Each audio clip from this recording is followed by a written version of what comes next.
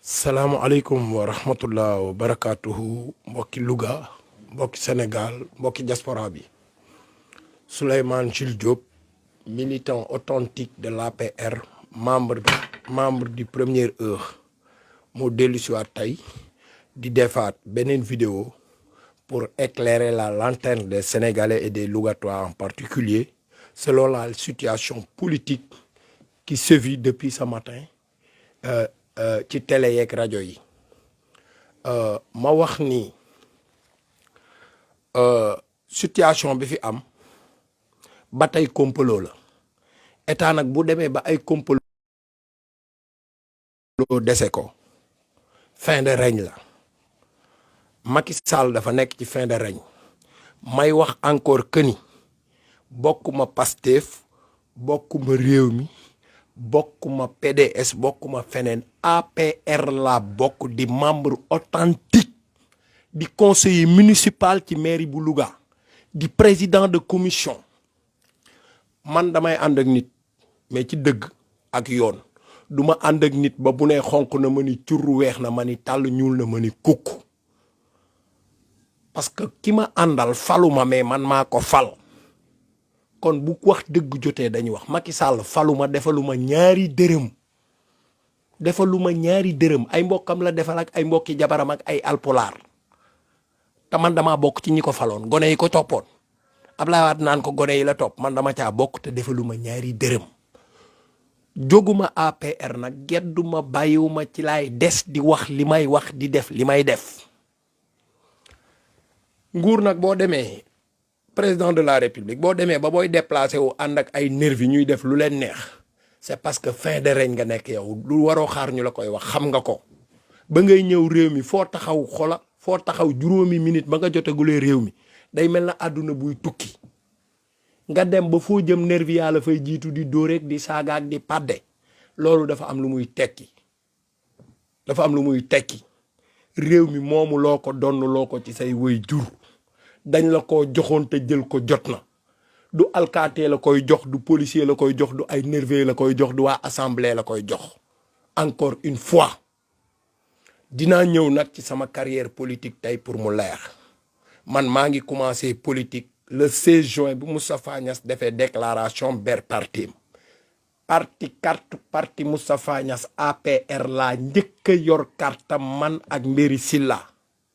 le 16 juin bi Ablaye Wade ne bu wàccee ci réew mi nañ ko jàpp yóbbu ko kaso bi muy wax affaire 6 milliards Sonacos yi bi muy wàcc aéroport moom Moustapha Niasse maa ngi taxaw motion de soutien bi ko waa Louga doon jox maa ko remettre biir këram ñu gunge ko ba biir këram man ak Madior Bouna Niang kon politique duma ci xale yàgg naa ci Macky Sall keroog ba muy ñëw Louga en 2008 il était accompagné de Mbéri Silla et de Aminata Mbengue Ndiaye buntu boulangerie Fallou Mbacké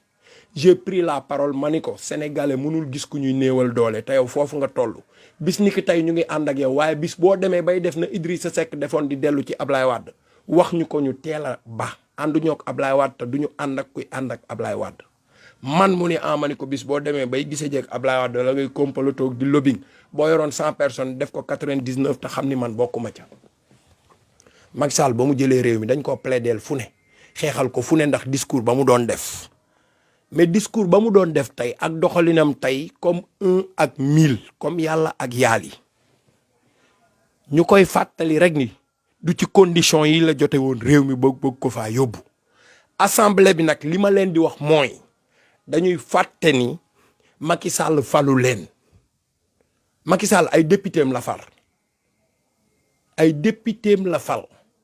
ay députéem la yor député yooyu nag askan wee leen fal ba pare ñu féetewu jéeg Macky Sall député yooyu di xuloog Macky Sall ak di ko xeexal contre Sonko pourquoi gox ya ñu leen fale xeexuñu pour la gox yow am war koo am député bi Mbéri Silla tey muy xeex ak Ousmane Sonko ci biir assemblée bi bañ naan toj nañ bëtam ak loolu dafa ruslu ñun waa Louga dañ cee am kersa ba bàyyi fa ay dàllam li mu war a waxu ko na mu xeexale Macky Sall noonu bañ toj te bëtam bu ko xeexale woon waa Louga teli bii jëm kër Momar Sarr ñu goudronné ko waa Ndakaaroo ngay naan ndox mu jóge Louga te waa Louga ndox mi ñuy naan bu neex la ñuy jaxase ak bu naqari jox leen waxu ci tëli bii Macky Sall bu jëmee kër Momar Sarr day dem ci militaires yi àbb leen tëni sol jël avion bi dem parce que tëli bii ku fi jaar ak sa oto boo wàññeekoo amortisseur ngay njëkk a jënd bala ngaa dugg Dakar. député defe naa foofu lañ koy xaar mais du taxaw biir assemblée naan ku tudd Macky Sall ma dal sa kaw. Macky Sall encore une fois nañ xam ni falu leen askan wee leen fal dañoo nekk fin de mandat nag ñoom député yi ba pare bëgg Macky Sall reconduiraat leen moo tax ñu koy profitool di ko xulool ak di ko xeexal du loolu la ñuy xaar ci ñoom. 1958 ba Sénégal moomee boppam de Gaulle libéré ñu ak léegi assemblée bu nule nii masu fee am te dootu fi am. député yi dañuy fàtte li leen fal di si booru Macky di ko sàmbay mbayaanal Macky Sall falu leen encore une fois ils ont le droit de Macky ni loi bi lii la ñu ni ko voté wuñ ko parce que askan wañu fal ànduñu ci wala may ñu dem consulter di suñu askan mais lu Macky Sall génne moom aveuglément ils vont le voter parce que c'est le président de la République c'est leur mentor loolu du rôle lu député am nga droit bañ bu bañ jotee mais bañal ci loo xam ni du sa intérêt askan bañal ci loo xam ni bu sottee du jariñ sa askan mais toog biir assemblée rek ñëw toog lu Macky Sall ne aywa ngeen dem voté ko majorité mécanique tey dafa mel na majorité boobu ñoo fa nekkoon dafa mel na opposition bi tey ñoo yoroon majorité ba à l'assemblée parce que ils ont défendu leur cause dignement ay nekk fa naan mbaam yi waxuma ak ñoom mbaam yi non on n'attend pas ça d'eux xaaruñu woon loolu ci ñoom ay góor jigéen ñoo nekk assemblée des vauriens ñu tekkiwul dara ils sont dessus leur peuple dañoo tuutal seeni askan ñi leen fal askan wi la fal yow dëkk ba nga dëkk doo wax ba tudd leen bu dee lampa fa manqué doo ko wax assemblée ñu xam ko bu dee taliya baaxul doo ko wax assemblée ñu xam ko ñoom ñooy takkal seen bopp morceau yu rouge dem fay wal fajri mu ñëw ñu door a xam la xew ca dëkk ba ta nga ni da ngay xeex biir assemblée da ngay xeexal Macky Sall ak di ko xulool ak di ko dàggasanteel député yi delloo si leen seen xel Macky Sall falu leen bu leen fàtte loolu Sénégal nag ñoo ko moom Sénégal Macky Sall moomu ko gouvernement moomu ko assemblée bi moomu ko fi may tàmbalee encore une fois mooy le président de l'assemblée wax bu dofee nopp koy dégg war naa mën a nite Moustapha Niasse barki démb la woo parti ni leen ay la yowoon mënatumaa dem damaa jëm mag kaay leen jël parti bi mais duñ ci génnee suñ loxo dañ leen di accompagner lu tax defu ko assemblée sa parti xam nga ni mënatoo koo jiite te parti ba assemblée bee ko gën a ëpp solo fuuf ëpp ko ay charge nga attana bàyyi parti ba ni mënatoo ko mais assemblée bi moom président assemblée bi façon yéene bàyyi ko moom yaag moom ba biir bàmmeel est-ce que loolu c'est logique mag nag bu xamul suur naa dañuy jàpp ci loxoom seppi balaa gaañ boppam mbaa mu rey boppam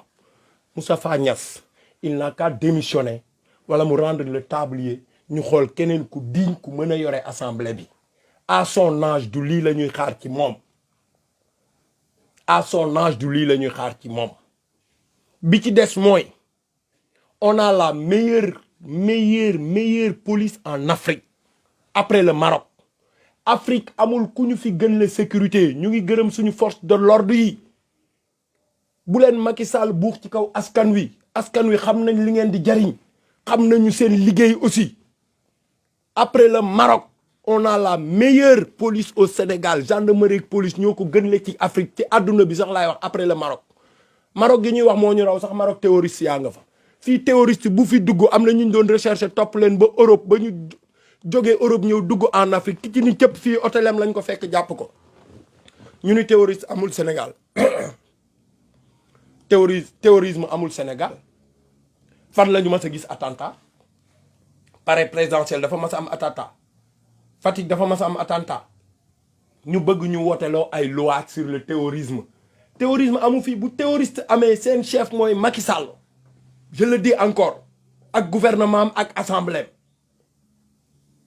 ñu naan ay blanchiment de capitaux ay financement de terroristes ñoom ñooñu la ñuy wax blanchiment de capitaux jàpp ñu fi benn député mu yor ay faux billets ñaata milliards di faux billets la ñu fekk ci moom est-ce que mu ngi ci kaso bi ba léegi dañ ko wutloo ji ay këyit nii il est gravement malade ñu gracier ko parce que ci pouvoir la bokk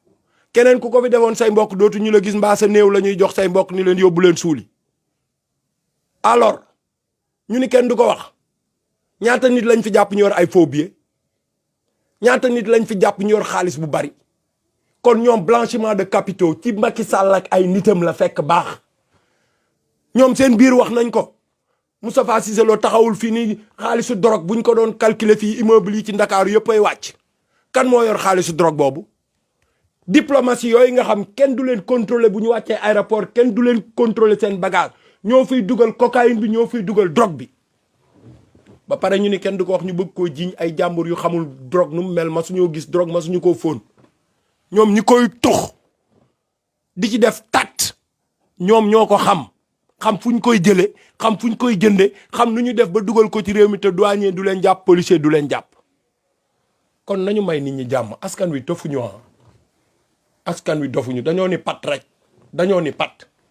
waaw Macky Sall nag qui remet ses pieds sur terre moomu ñu taddu masa moom réew mi ñaari mandat la ñu séqoon ak moom jeex na ba mu ñëwee jabaram la fal ak ay mbokki jabaram justice bi Marème Faye ko yor renseignements généraux yi moom dafa wane tuuneem sur toute la ligne ñu ngi wax mu nommé ab sous-préfet boo xam ni gaañu na depuis février na xoolaat renseignements généraux wala mu xoolaat li muy def wala muy def enquête de moralité Macky Sall du def enquête de moralité ci ay nomination ku ko arrangé mu fal la ku ko arrangé wul du la fal pël bii génn fii tey ci assemblée bi naan boo ma toppee jaasi dina la sàppi kooku foofu lañ ko waroon fekk moo fi ni woon pour falaat Macky Sall bu ñu bañ ba jaasi yi génn kon moom jaasi la gëm defe na ni lu muy am jaasee ko koy may kooku war naa toog ci suñu assemblée bi di gàcceel suñum réew kooku war naa toog ci suñu assemblée bi di gàcceel suñum réew ah bi ci des ma wax un député il se permet taxaw di def déclaration te assemblée bi commencé gul ni day dal ci kaw Sonko pour lan pour faire plaisir à Macky Sall loolu mooy rôle du député pour faire plaisir à Macky Sall mais bu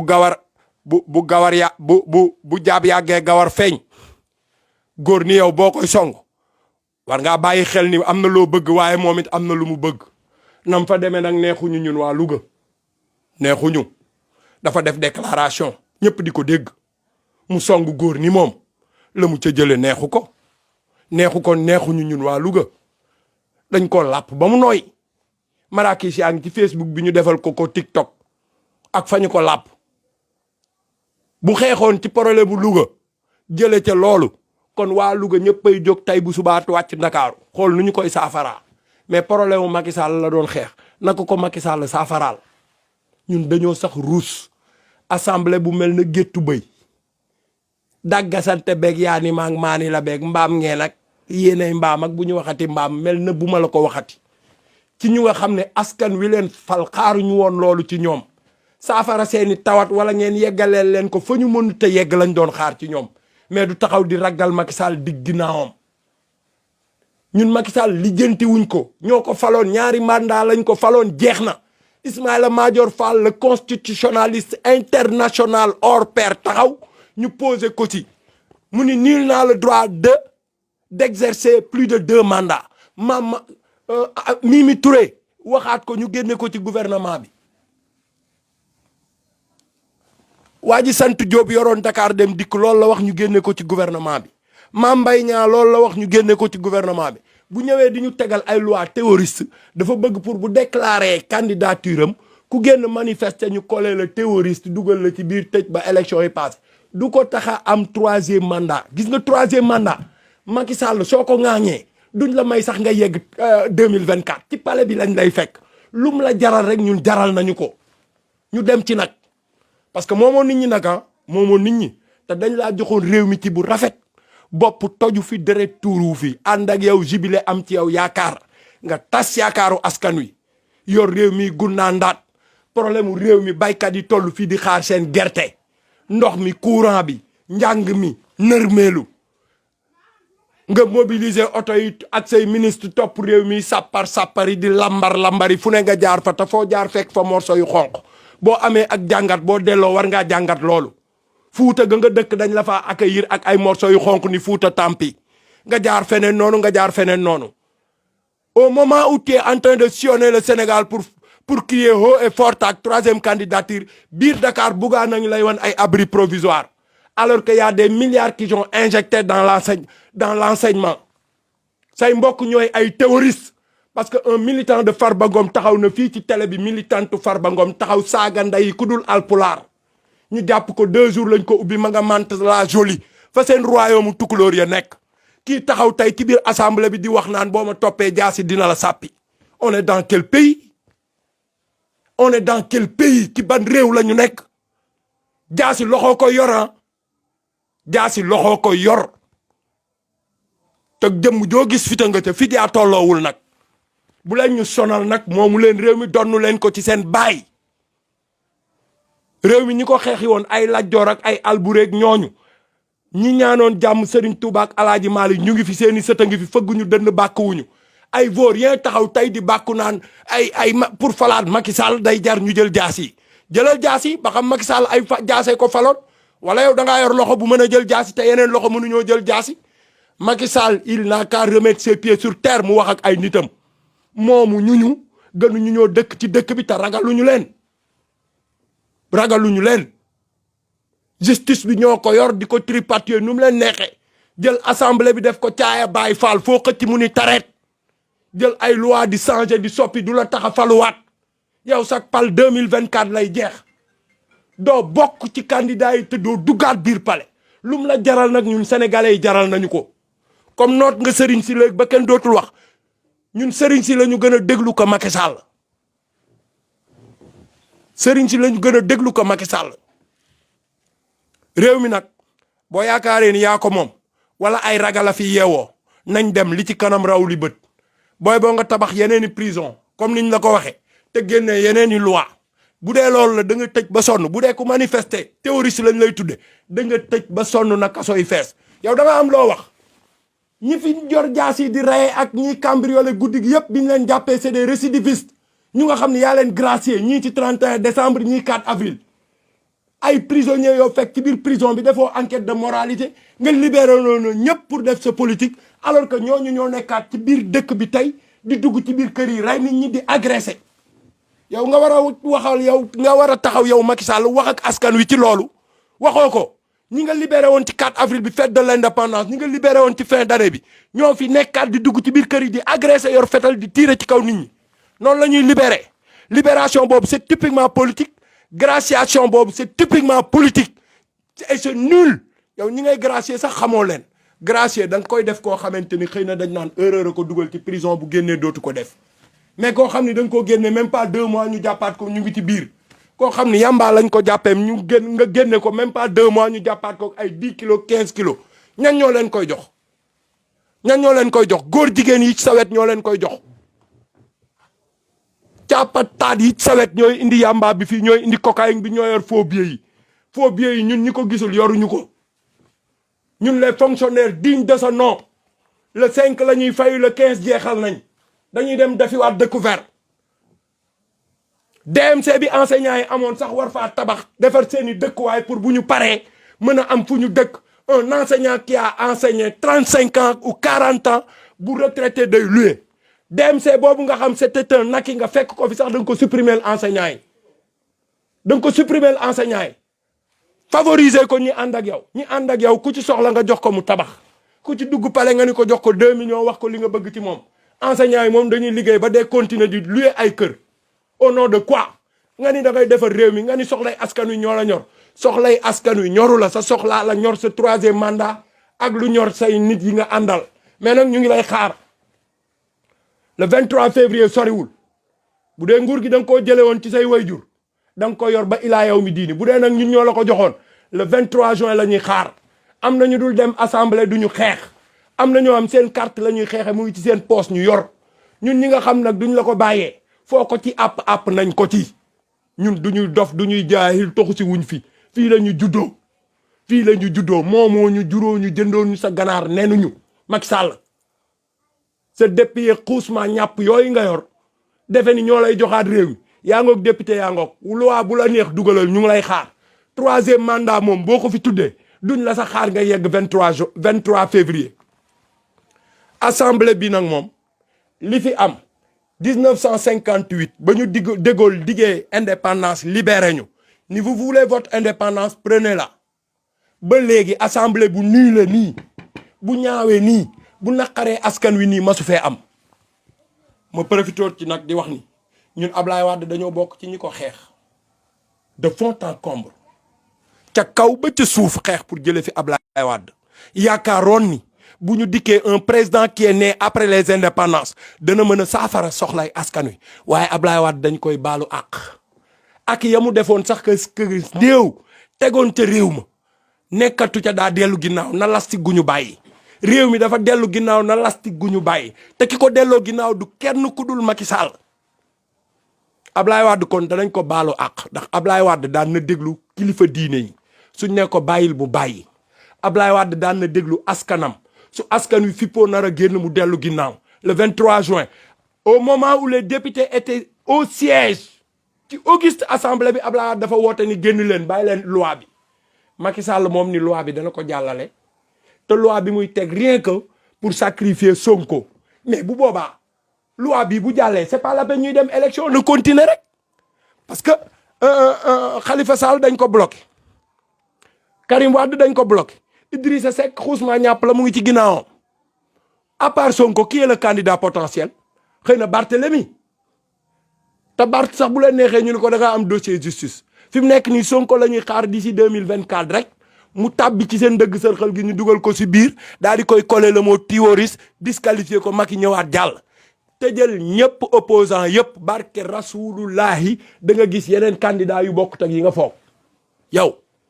2024 doo ñu jiite ñun pare nañoo ak yow fi mu toll nii dégloo tuñ la gëmuñu la yow defal lu la neex nga topp réew mi sàppar yi defe ni looloo lay joxaat 3e mandat ñun moomuloo ñu te doo ñu masa moom Sénégal moomuloo ko donnuloo ko man nag li may wax ci biir APR laa koy waxe militant authentique de l'APR demuma Pastef gedduma demuma réew mi demuma parti socialiste ci biir APR laa bokk man maa koy wax man bu desee lu dul dee man pare naa pour dee Macky Sall moomoo ñu yow yaay kan doo tus li nga nekk ñun ñoo la ko def boo fàttee ni ñun ñoo la ko def nag ñu jëlaat li ñu moom nag di la seetaan te danañ ca dem ak yow ba mu saf sàpp réew mi moomuloo ko duñ la bàyyi ak moom deret di tuuru suñu ay frère di dee kenn du dédommager seeni famille kenn du wax seeni dossier nga ànd ak say dóoraate kat ñuy wax ay nervi am na dëkk yoo xam buñ fa wàccee waxuma la nervi waaye sanda dañ leen di làpp ba ñu mel na pomme de terre bu ñor am na dëkk yuñ koy defee rek dëkk yooyu nga xam bu ñu gisee alkaati dañuy ragal ñooñu ngay yóbbu ay nervi ñu leen di dóor nañ wàcc ci yeneen dëkk dóor fa nit mbaa ñu dóor ku fa dëkk kon bu ñuy génn dóor du xam fu ñuy jaar assemblée boo xam ni cookee fay am ak dàggasanteeg yaa ni ma mbaam ngaak doo mbaam ak ngonk ngaak mbaamu cumbur nga loolu mooy assemblée lii géttu bay sax ko tane ñi jaay ci marché yi sax bu ñu wàccee ñibbi seen kër am na loo xam ni jombale nañ ko seen bopp baadoola nag solal ko costume du tee mu nekk baadoola kaw-kaw it solal ko jasneer bu ñu daamina tegal ko mbaxane du tee mu nekk kaw-kaw assemblée bi ay baadoola ki kaw-kaw ñoo fa nekk tekki wuñu dara respecté wuñu seeni peuple respecté wuñu ñi leen fal ay baadoola ñoo fa nekk ay vaurien ay crétin lañu ñoom ñëpp parce que am na ku ci taxaw ci public bi waxuma la booy xas nit sax nga xool nga bàyyi xel ñi lay déglu télé baa nga fa rajo baa nga fa ay nit comme yow ñu fal nga leen di traité daan yow yaa njëkk di mbaam yow kooku di wax nit ñi mbaam doomi xaraam la mbaam la moom parce que foofu la tàmbalee bu dee nag xeex moo leen di jox réew mi aywa pare leen pour xeex te namm seeni tànk pare seeni kurpeñ baa ngeen dem inscrit di saal ndax lu mu leen jaral ñun danañu ko jaral Macky Sall 3e mandat du fi jàll kooku nelawaale ko def ko sa xel mii si tu voulais sortir par la grande porte nag teel ko déclarer réew mi dal nga génn parce que la tax 3e mandat ngay lewetal ba léegi nii APR gi nga diriger kenn xamagul le numéro 2 parce que nangu woo le numéro 2 te am nañu takk seeni walis teg seeni dàll ak seeni jàjj si jamais que nga ni duma candidat ñoom dañuy doon candidat nga ni yow kenn du ni dama fee soxla réew mi kenn du ni Macky Sall man mënuta am 3e mandat ku ko fi wax bu subaa ñu dagg boppam wàcce ko nanguy ndomboy tànkam askan wi nga falul nag te mënoo leen wàcce ñoo la koy wax 3e mandat moom sénégalais yi séquñu ko ak yow te duñu fa yegg ak yow loolu lañ lay xamal mu leer ci sa bopp sooy nelaw nga nelawaale ko sooy gént nga géntu ko sooy xëy nga xëyaale ko 3e mandat sénégalais yi séquñu ko ak yow lu mu la jaral nag ndegam yow mi ci tedd ba rekk ba regg yow la ko jaral waxantuma la ak ñun sa dooma nga Dubaay di jënd ay gratte-ciel di tabax di yëkkati mu jëm kaw ci koo xam ni ganaar guy boof yoru ko woon avant 2012 yow nga yor xaalisu réew mi bloqué fonds wu état yëpp yow dong yaa ci am accès crédit DMC bi enseignants yi amoon supprimer nga ko ana xaalis boobu caisse noire ak yow xaalis boobu anamu trésor réew mi yaa ko yor jox ko sa mbokk Ablaye Daouda Diallo alpulaar net da ko bandum heure bu la neexee tibb jox ku la neex heure bu la neexee tibb yóbbu fu la neex réew mi souffrir au moment où les paysans attendent leur semence au moment où am na kër yoo xam ne benn cin lañ doon teg par jour tegatuñ ko te buñ ko waxee doo ko gëm dugg nga ci àll bi tegal ci sa bopp sa bët te waxoo waxi saafara ko ñu naan l'emploi sur la jeunesse DER bi nga joxe woon ña nga ko joxoon lekk nañ xaalis ba leneen nga financé waat ñu naan recrutement des enseignants ñi déposé woon ñëpp ku ci amul bras long jëluñu la ñu jël ñu leen ëpp diplôme gën leen a mën a taxawal pour liggéey réew mi ñu ngi nii dañ leen a yónnee message ñu leen c'est dommage votre candidature n'a pas été retenue ay bras long la ñuy am pour ñu dugal leen nga jël fonction publique gu réew mi di ko politiquer say nit di ko politiquer ku ànd ak yow la ñuy recruter ku àndut ak yow duñ ko recruter loolu mooy ban réew loolu mooy ban réew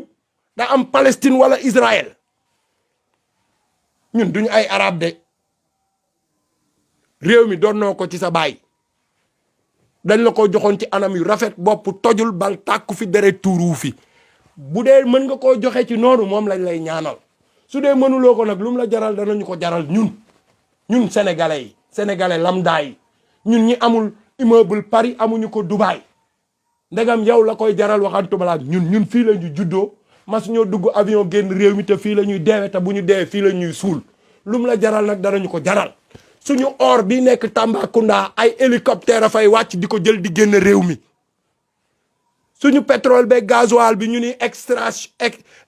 baril bi mu ngi génn ba léegi ñu naan phase test lañ koy yóbbu te gaa ngi koy jaay ba léegi nañ wax ci loolu richesse su réew mi yépp nga boof ci teg ci sa loxo kenn amu ci accès benn sénégalais xamu ci dara ba pare jël alalu réew mi yépp trésor public gu réew mi xaalisu réew mi def ci accès kenn amu ci accès yow dong di buur di bumi dama ni ku lekk lu ñëpp moom sa biir xottiku Macky Sall boo xamul suur naa ñu jàpp sa loxo ni la yónni nag yaa ma ko gën a xam sénégalais fii la ñu yem ak yow lii la ñu seqoon ak yow accomplir nañ seen mission ak yow yoreeluñu la dara yaa ñu yoreel mais ñun yoreeluñ la ñu waxante woon ak yow def nañ ko topp nañ la ba ci buntu kan mi nag suul gi nag moom duñu fa fekk ndax duñ ko fa xaar waaw lii laa amoon doon ko wax pour wane sama engagement politique ci biir arène politique bi que ni man je suis libre indépendant et autonome j'ai pris service en 2001 su magistère Ablaye Wade te masuma am carte PS te la béy daan dunde ba sax sikki mën na caa ba wuy ji yàlla ba faal amul woon naar baabu la santoon ñun ñu ngi doon dund te gisuñu la te dañuy dund après yow aisément et décemment ña nga soppi ñun bokkuñu ci ña nga defar ñun bokkuñu ci ña nga kaase ñun bokkuñu ci kon duñu tiit ñun pour wax la dëgg faale wuñ la sax duñu tiit ñun pour wax la dëgg force nag reste là à la loi bi ci des may wax ni yéen suñu mbokk gendarme yi yéen suñu mbokk policier yi yéen suñu mbokk juge yi réew mi ñoo ko bokk ba ngeen di jàng Macky Sall taxul woon ba ngeen di arrivé Macky Sall nekku fi ba ngeen di doon li ngeen doon Macky Sall nekku fi bu mu leen buux ci kaw askan wi bu mu leen buux ci kaw askan wi encore vous êtes libre indépendant et autonome te seen peuple am nañu confiance ci yéen réew moo xam ni ku fi def justice le capitaine Touré dañ ko daaneel ci la ñu bëggoon mu def ko defalu leen ko am na beneen capitaine buñ fi daaneeloon ba mu wàcc ci terrain bi di ndey politique ay jeune capitaine ñoo xam ni dañoo bokk ci ñi war a diriger réew mi ëllëg ku ci àndut ak moom mu génne décret wàcce la loolu am réew la te kenn waxu ci kon ku nekk ci état suba man mii sax di wax ni mën nañoo xëy léegi rajo ba ku waxul lu ko arrangé wul daal daañ la coller motif moom ba génne la ci administration bi te ñooñu ñuy def dañoo jàngi woon pour servir leur pays ñu génne leen ci gestion réew mi Macky Sall génne leen ci lu dul dara ci loo xam ne intérêt boppam la mu bëgg leen caa yóbbaale justice bi encore une fois bañ leen loolu police bañ leen loolu gendarmerie bañ leen loolu soudez-vous ngeen nekk benn bloc seen askan wóolu nañ leen doyloo nañ leen Sénégal kenn xeexu fekk policier kenn xeexu fekk alkaati te lépp lu yoon di tere ñun duñu co def te ku ñu gis nga cay defit duñ ca ànd ak yow mais évitez de ranger ci côté pouvoir bi parce que pouvoir yi daf fee ñëw te daf fiy jóge bu mu leen teg ci kaw askan wi ngeen di dóori lacrymogène naka tirer parce que ñi ngeen di tirer c'est vos frères ñi manifester itam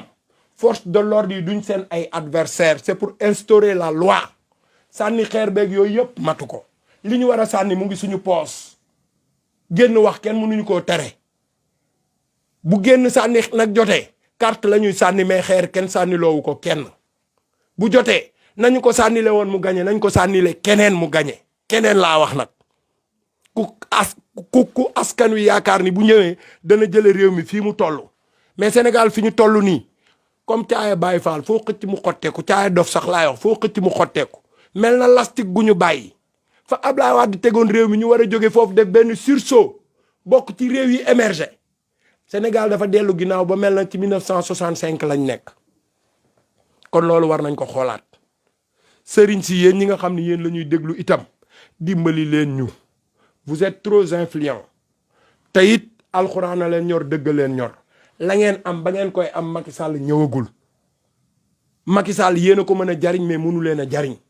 da ngeen a bokk ci ñi réew mi di déglu nag ñu yaakaar seen kàddu yaakaar seen xalaat ngeen wax parce que yéen vous êtes autonome état yoru leen dundalu leen yéen ci beneen facette ngeen di évoluer yàlla moo leen ñor ak yonent bi kon war ngeen a wax itam ñu ngi xaar seeni intervention ñun ñi nga xam duñu dara nag bu ñu ciy wax dëggal ñu ñor moo tax ñu ciy wax mais yéen ñi nga xam ñu ngi leen di déglu te bu ngeen waxee askan wi dégg te bu ngeen nee toog leen ñu toog bu ngeen nee jóg leen ñu jóg wax leen lillahi wari rasulihi Macky Sall mënatul am 3e mandat te réew mi pare nañoo ak moom tàggoo nañoo ak moom yóbbal toog fii nag ba mu fi rey ay sénégalais di fi tuur ay deret loolu Sénégal weesu na ko di jël ay loi naan nit ñi terroriste amul ci réew mi attentat masu fee am guerre civile masu fee am coup d'état masu fee am fii liggéey la ñu xam jaamu yàlla ak topp sunuy sëriñ bu fi ñëwee moo ko fi indi ndax góor jigéen gi moo ko fi indi franc-maçon gi moo ko fi indi